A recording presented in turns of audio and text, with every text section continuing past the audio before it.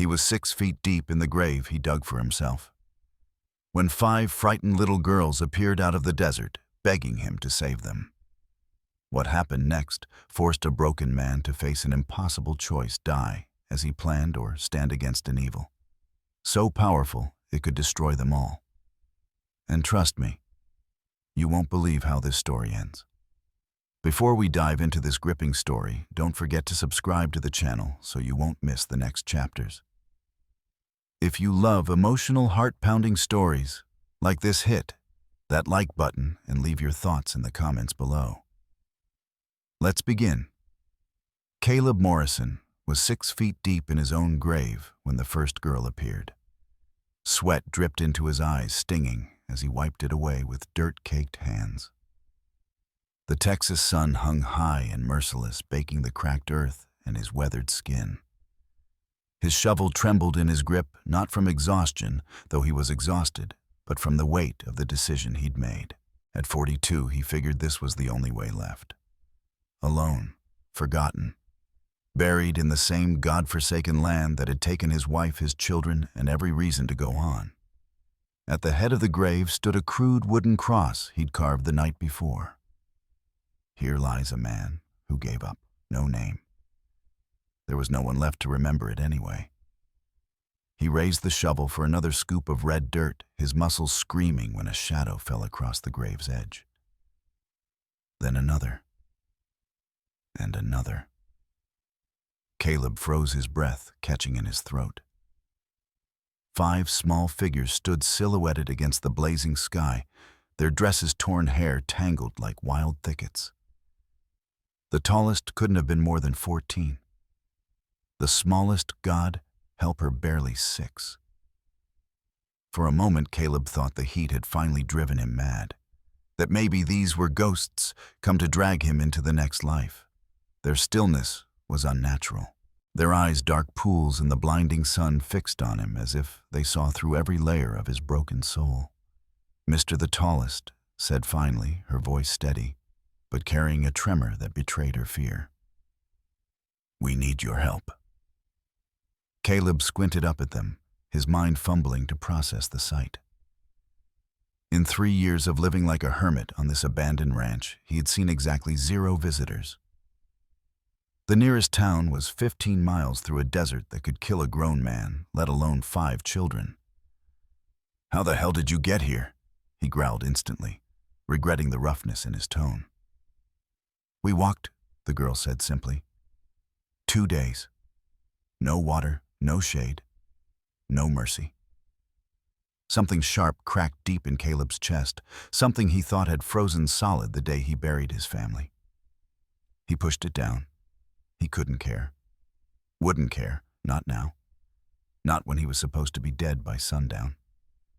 "You can't stay here," he said, gripping the shovel like a lifeline. "This is private property, and I'm busy." The girl's eyes flicked to the half-dug grave, then back to his face. "They'll kill us if we go back," she said softly. The words hit Caleb like a hammer. Kill them. These were children, not outlaws. Yet the fear in her voice rang true, raw, and unfiltered.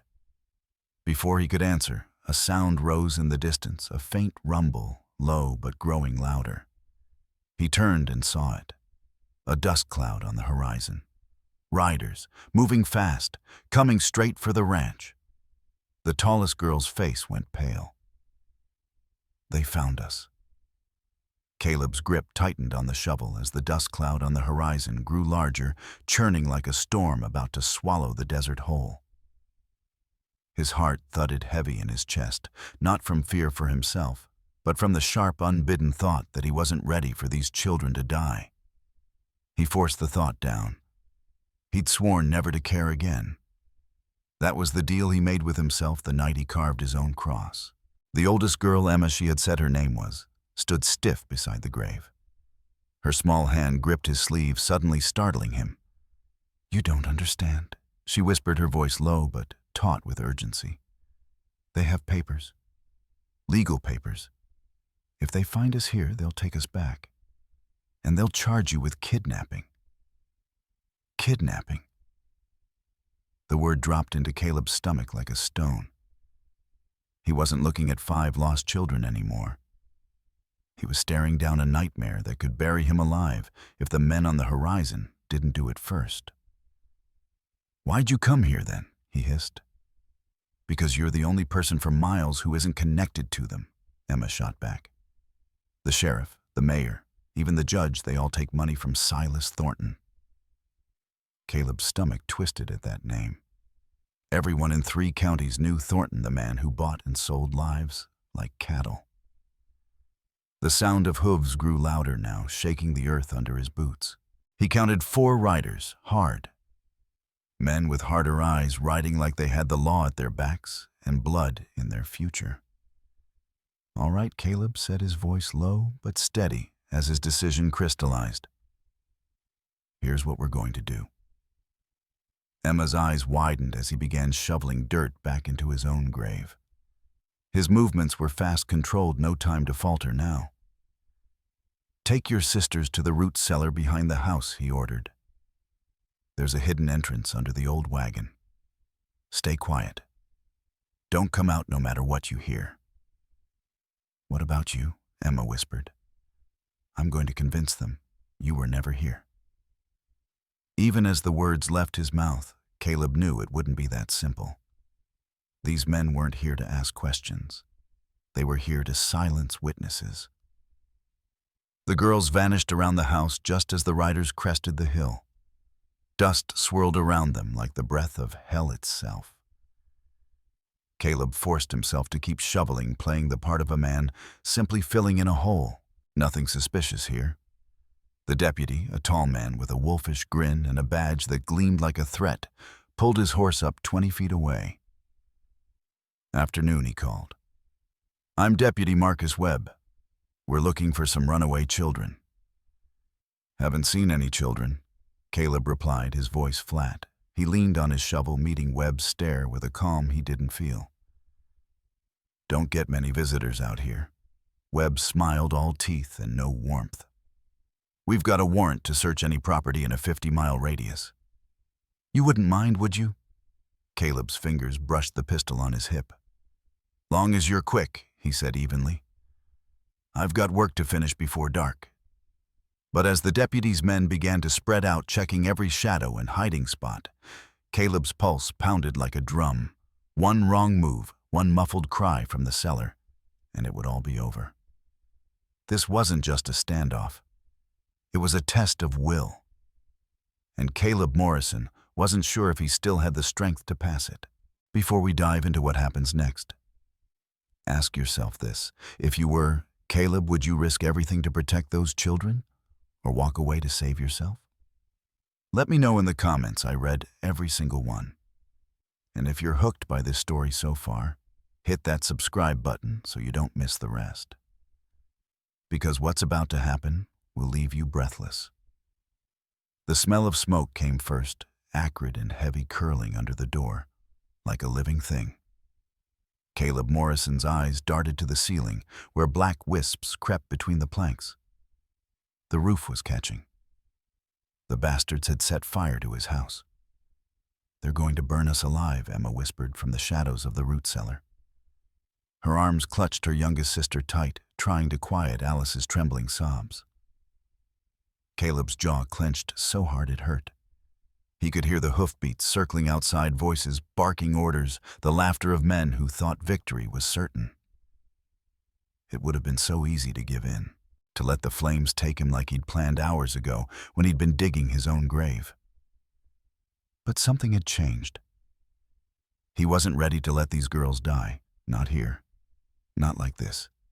"Stay down. Don't make a sound," he hissed, grabbing the rifle and a box of shells. He wasn't fighting for himself anymore. He was fighting for them. Moving quickly, Caleb kicked out the front window and ducked low, scanning the yard. Shadows moved between torchlight and moonlight, their shapes familiar to any man who'd fought in a war. Disciplined, confident, lethal. These weren't cowhands, they were hunters sent to finish what Webb's men couldn't. A torch arced through the air and hit the porch roof with a dull thud. Flames leapt high, crackling like applause. Caleb's heart pounded, but his hands were steady as he lined up the first shot. Crack! The nearest rider toppled from his horse, the sound of his fall drowned by a sudden roar of gunfire. Bullets tore into the wooden siding, splintering the walls around him. He rolled away from the window just as another volley shattered glass where his head had been. The smell of burning wood thickened. "They're surrounding the house," Emma coughed from the cellar. "They want to smoke us out," Caleb muttered under his breath. He'd seen this tactic before in the war when men used fire to flush their enemies from trenches. It had been effective then, and it would be effective now. Unless he turned the tables. His eyes fell on the kerosene lamp by the table. A dangerous idea sparked in his mind, dangerous but necessary. Caleb grabbed the lamp, smashed it against the front wall, and watched the flames erupt. If they wanted fire, he'd give them fire. The house became an inferno, a raging beacon in the dark desert. Through the rising heat, Caleb could see 3 men creeping closer, trying to use the chaos as cover. He pumped his rifle and fired again. One dropped with a scream, the others scrambled back, cursing. But there were too many. Caleb's breath came in ragged gasps as the heat pressed down like a physical weight. He was running out of ammunition, running out of time. In the cellar, the girls began coughing harder. The smoke was seeping in. They wouldn't survive much longer down there. Caleb made his choice. He slung the rifle, grabbed his shotgun, and kicked the front door wide open. "Come on, then," he roared into the night, stepping out into the hellfire. Bullets whined past him as he dove for the water trough. Wood exploded in splinters behind him. But he kept moving, loading and firing with brutal precision. This wasn't just a fight anymore. It was a war cry. A man who'd been ready to die now, fighting like a devil unleashed. Before we step into the most dangerous part of this story, pause for a second and ask yourself, what would you do if you were Caleb? Face an army alone or run and save yourself? Drop your answer in the comments. I'm dying to know. And if this story already has your heart pounding, hit that subscribe button right now because what's coming next will blow you away. The canyon reeked of death.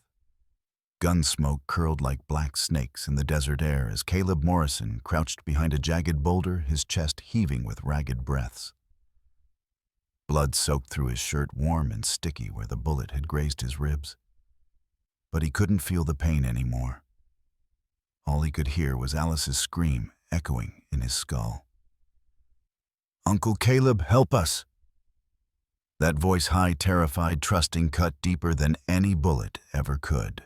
Caleb's eyes darted to the wagon where the 5 girls were bound. Emma's face streaked with soot, and tears fought furiously against her restraints.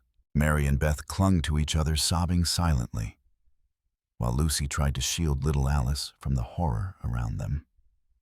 6 gunmen advanced with ruthless precision, their boots crunching on gravel, rifles raised. These weren't drunken thugs.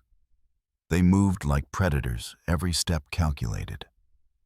And from the canyon rim above, the thunder of hooves heralded more riders pouring in like a tidal wave of death. Thornton's reinforcements had arrived. It should have been hopeless. 1 man against an army, 1 rifle, 4 bullets left, and nothing but rocks and desperation between him and the end. And yet, something inside Caleb burned hotter than the fire consuming his ruined ranch miles away. This isn't about me anymore. When he'd first met the girls, he'd been ready to bury himself in the Texas dirt. But now, as he watched Emma's defiant eyes lock with his, he felt something break free inside him. Something fierce. Something alive. "This ends here," he growled under his breath, loading the rifle with shaking hands. The first shot was clean. A gunman dropped with a gurgled cry, clutching his throat. The others scattered for cover, shouting curses. "Kill him!" Thornton's voice bellowed from the canyon rim, cold and sharp as a knife. "Bring me the journal and the girls." Caleb didn't flinch. He swung out from behind the boulder and fired again.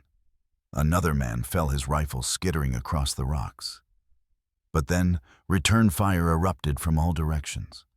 Bullets whined past Caleb's ears, chipping stone, filling the air with the metallic tang of lead and blood. "Move, Morrison, or you're done." He lunged for a fallen outlaw's revolver, grabbing it just as two gunmen charged. One raised his rifle too slow. Caleb's shot took him in the chest, sending him sprawling into the dust. The other screamed and swung his rifle like a club. Caleb ducked, drove his shoulder into the man's gut, and fired point blank. But he didn't have time to savor the kill. "Got her," a voice yelled. Caleb's blood froze. One of Thornton's men had Alice in his grip, his pistol pressed hard against her tiny skull. "Uncle Caleb," she sobbed. Time slowed. The gunman's sneer twisted into something cruel as he tightened his hold. Caleb didn't think, didn't hesitate. He sprinted into the open, bullets tearing up the ground around him. One slammed into his thigh, another grazed his shoulder, but he didn't stop. He dove forward, tackling the man and tearing Alice free as his pistol roared. "Run!" Caleb barked, shoving Alice toward Emma, who was already cutting her sisters loose. Pain seared through his leg, but he forced himself up. That's when he heard it, distant at first, but growing louder. Bugle calls. The thunder of hooves.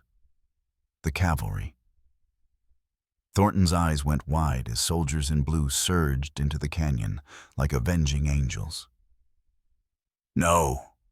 The tycoon screamed, raising his rifle.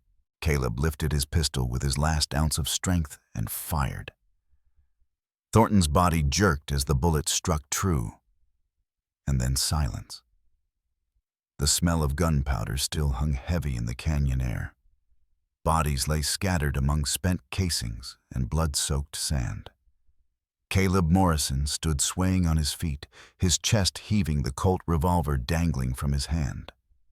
Around him, the blue-uniformed cavalry fanned out, rounding up the last of Thornton's men.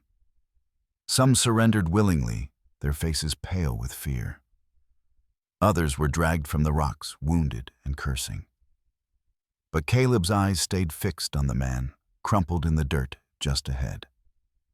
Silas Thornton, the self-proclaimed king of the territories, now lay in a growing pool of his own blood, his fine suit shredded, his cold snake-like eyes staring lifeless at the desert sky. It was over. Caleb stumbled and dropped to his knees. Pain flared hot and sharp in his chest where a bullet had torn through muscle. Warm blood seeped between his fingers as he pressed down hard, but his vision blurred all the same. Uncle Caleb's tiny hands grabbed his shirt. Caleb blinked and saw Alice kneeling in front of him, her face smudged with soot and tears. The broken doll she'd clung to since the desert trek was still in her arms, its head now mended with careful stitches. Are you gonna die?" she whispered, her big eyes glistening. Caleb's throat tightened. He forced a smile, though every breath felt like fire. "Not today, little one," he rasped, brushing a strand of dirty hair from her face. "Uncle Caleb's too damn stubborn to die today."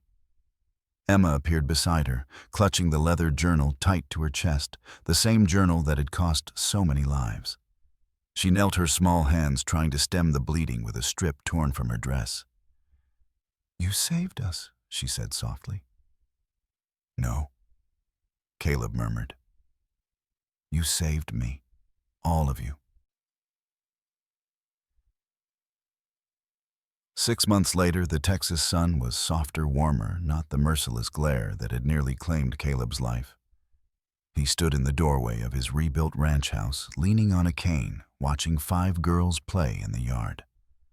Laughter drifted through the air like music carried on the breeze. The Thornton Children's Home had been shut down, its staff imprisoned. The journal Emma had carried through fire and gunfire now sat in a glass case at the territorial capital, its contents having brought down judges, deputies, and businessmen alike. Caleb's ranch, once silent and desolate, had become something more. A home, a haven. Emma, now 15, helped cook and mend fences, her eyes bright with purpose. Mary and Beth chased Lucy across the field, their shrieks of joy echoing across the land. And little Alice? She still carried her doll, but her smile came quicker these days. Caleb exhaled slowly, letting the peace wash over him. The man who'd once been digging his own grave had found something worth living for. And as the sun dipped below the horizon, painting the desert sky in hues of gold and crimson, Caleb Morrison finally understood some men die heroes. Others live to become protectors. At its heart, this story is not just about gunfights, dusty deserts, or the clash between good and evil. It's about redemption, courage, and the quiet, unbreakable bond between those who have nothing left but each other. Caleb Morrison begins the tale as a man hollowed out by grief, ready to surrender to death in the same barren land that stole his family. Yet when 5 terrified, wounded girls stumble into his life, something long buried sparks within him, a reason to stand, to fight, and to live again. The story reminds us that even in the darkest corners of humanity, corruption, violence, and betrayal, there are still people willing to rise and protect the innocent. Caleb's journey shows that redemption is never too far, no matter how deep one has fallen. A single selfless act can pull a soul back from the edge, transforming despair into purpose. It is also a testament to the resilience of children like Emma and her sisters, whose courage in the face of unspeakable evil inspires the broken man who shelters them. Together they prove that family is not always defined by blood, but by those who choose to fight for you when no one else will. Ultimately, the story's meaning lies in its humanity. The idea that standing between evil and innocence, even at great personal cost, is the most noble thing a person can do. It's about finding light in hopelessness and becoming the shield for others when the world turns cruel. In the end, Caleb doesn't just save the girls, they save him too. And if you thought this story was intense, wait until you hear what happens in the next one. Click the video on your screen now to dive into a twist so shocking it'll stay with you long after the credits roll. Don't miss it.